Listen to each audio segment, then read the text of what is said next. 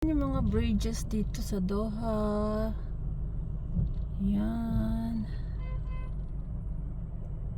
So nice.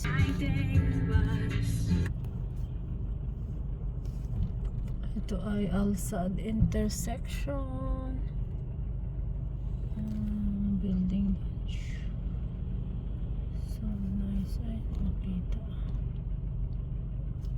Yan.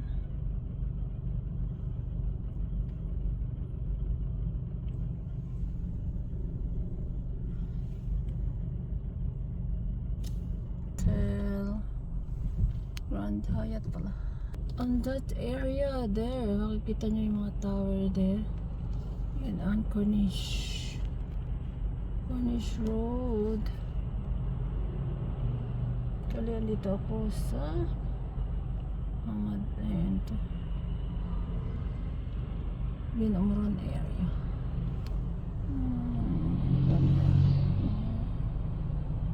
Medyo malayo yung malaking dito, bilihan ng mga stationaries kasi dun sa una kong pinuntahan wala mga kailangan ko sa office, so I decided to visit this store. Anong oras na ba? Tuloy mabas ako ay 8:30. I have my own time naman. Ayan, busy tayo. Pakikita ko sa inyo ang Al Raunak. Yun, Al Raunak. Dami doon, ganda. At saka mga mura lang. Gusto ko rin kasi bilhan si Khadija ng yung mga ABCD na wall chart para mas ma-familiarize niya. Kasi ngayon, puro TV. Din nag-alphabet si Khadija. This year siya KG2 na nga ang gusto Pwede ba yun? Yung mga ganon, yung KG2. So ang Binaumiran, ito yung big television station here. Bien Al Ravia building. Sa mga pag-video pag nag-drive mga accident.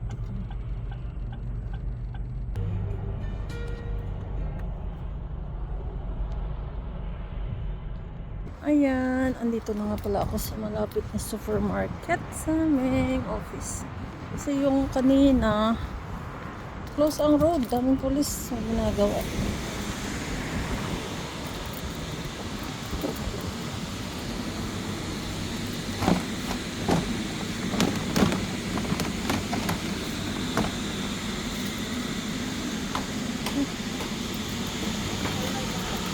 Hi, I want to buy some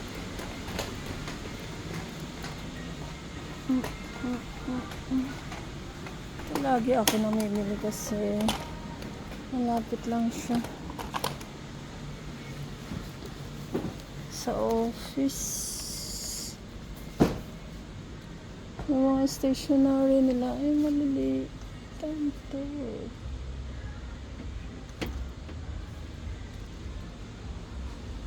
Yan.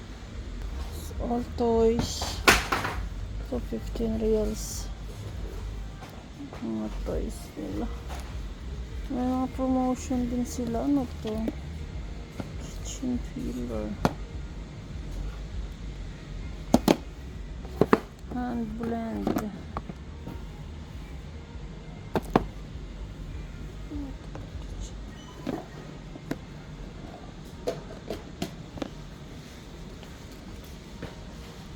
They don't have tape. Gusto ko sanang bilhan si Khadija alphabet chart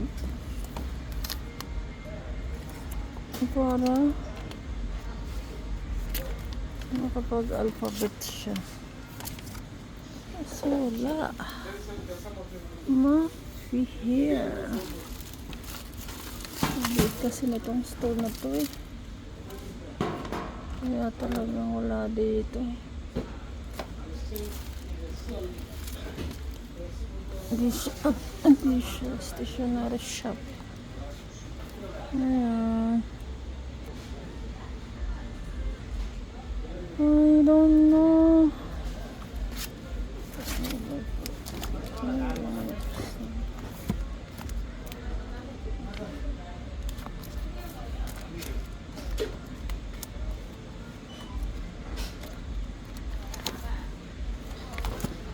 Doon tayo dito sa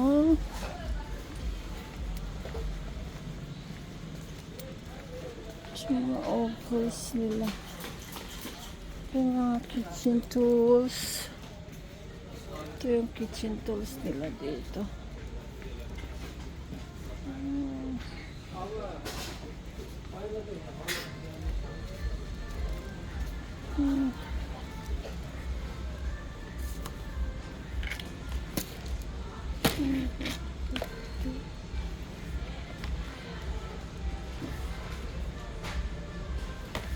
$50 na, dati nag 5 real lang to. Mga ganito. LCD writing. Dati nakabili ako nito 5 real lang eh. Ngayon 15. Or kasi promo siya, promo. Lapit na kasi ang Ramadan, so we need to check something.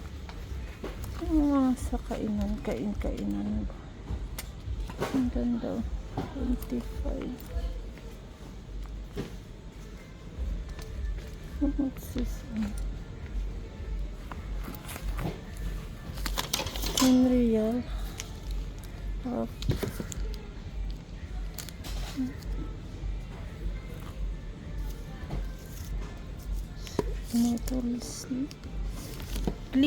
Cling wrap. Mga bags. Bags naman ito, mga fashion. Ito for the kids. Gusto ko ito for kids.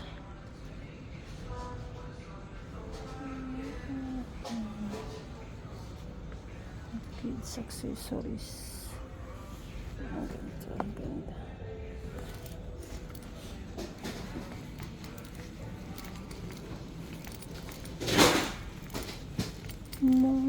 Okay.